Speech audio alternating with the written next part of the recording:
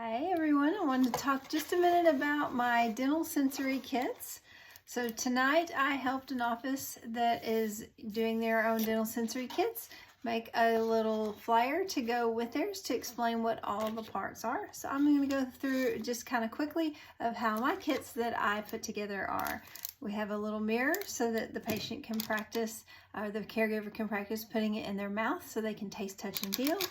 We have gloves for them to practice being the dentist, the mask for them to practice being the dentist, a prophy angle so they can touch, taste, feel, and rub it on their teeth and adjust to that, a patient napkin so that they can have a practice visit,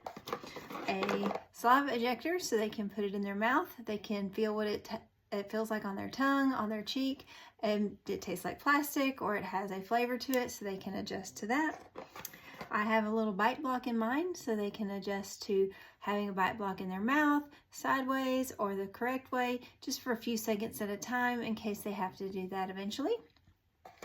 Prophy paste so that you can use a little toothpick, dab a little on their tongue so they can taste it, feel that texture, that grit, and that taste so that they can adjust to that as well. And then I have a triple brush, and this little brush helps you brush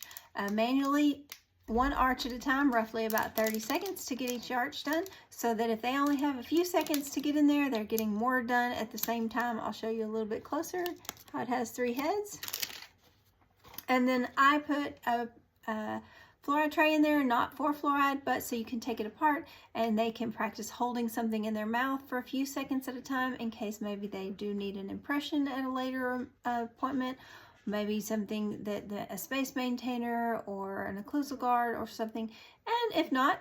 it doesn't have to be used. But that is just a quick little basics of my dental sensory kits that I make for my patients. And again, because I made this for another office, I will adjust it and make one for mine so that it can go in my kits so that they have something to take home with instructions besides the verbal instructions that I give them. So if you're interested in them, I also have an Etsy store called Calm Smiles that if you can buy them pre-made from me, but other than that, put together what you have in your office and give them to your special needs patients so that they can kind of adapt to the different things that are in there and practice getting ready for a dental appointment.